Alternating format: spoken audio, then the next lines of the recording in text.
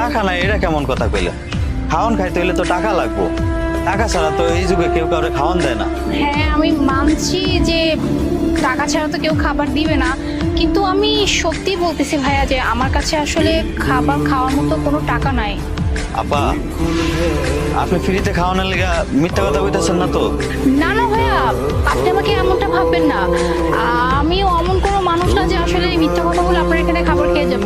আমি সত্যিই বলতেছি যে আমার কাছে আসলে কোনো টাকা নাই খাবার খাওয়ার মতো। আচ্ছা সমস্যা নাই, এখন আপনার খাবার, আপনি যদি আমাকে না খাওয়ান আসলে আমি এখান থেকে জোর করতে পারবো না। না খাওয়ালে তো আমাকে চলেই যেতে হবে, কিন্তু আমি সত্যিই বলছিলাম যে ভাইয়া আমার কাছে আসলে টাকা নাই। এনিওয়ে আমি আসি তাহলে। আপা, আপনি বহেন, আমি আপনার খাওয়ান দেবো। আপনি সত্যি আমাকে খাবার দিবেন? হ, বসেন আপনি। আচ্ছা।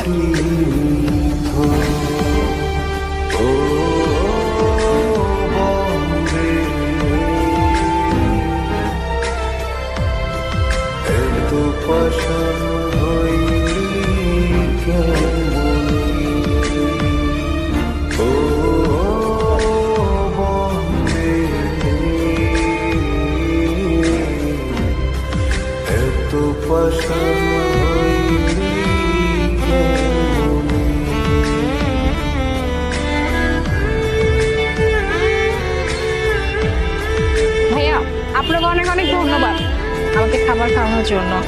ভাইয়া আমি একটা কথা বলি, আসলে ভাইয়া আমি আপনার এই হোটেলে আসার আগে আমি আরো কয়েকটা হোটেলে গিয়েছিলাম আমি খাবার খাবো এই কথা বলার জন্য, কিন্তু কেউ আমাকে খাবার খাওয়ালো না, কারণ ওই যে আমার কাছে টাকা নাই। কিন্তু ভাইয়া মানে একটা কথা, আপনি আমাকে বিনা টাকায় কেন খাবার দিলেন? আপা দেন, টাকাই তো সবকিছু না, তাই না? সবচেয়ে বড় কথা হচ্ছে মানুষের মনুষ্যত্ব। আপনাকে খাওয়ান খায়া ধরেন আজকে আমার নইলে একটু লস হয়েছে, এতে আমার কোনো সমস্যা নেই, আরেকদিন আমার লাভ হইব। কিন্তু আপনারা খাওয়ান খাওয়ায়া যে 15 টাকা কামাইছি না, এটা আমার খুব দরকার আছিল। হ্যাঁ আপনি ঠিকই বলেছেন, কিন্তু ভাইয়া আপনি তো এখানে দোকান দিয়ে বসছেন, মানে এটা তো আপনার একটা রুজি রোজগারের একটা উৎস, তাই না? এখান থেকে তো আপনি ইনকাম করে আপনার সংসার চালাতে হয়। আবার দেখা যায় যে এই হোটেল চালানোর জন্য অনেক কিছু কেনাকাটা করতে হয়, তার জন্য তো টাকা লাগে। তো এরকম ফ্রিতে খাবার যদি মানুষকে খাওয়ান তাহলে আপনার ক্ষতি হয়ে যাবে না? ওই যে আপা কইছি না যে সবচেয়ে বড় কথা হচ্ছে মানুষের মনুষ্যত্ব।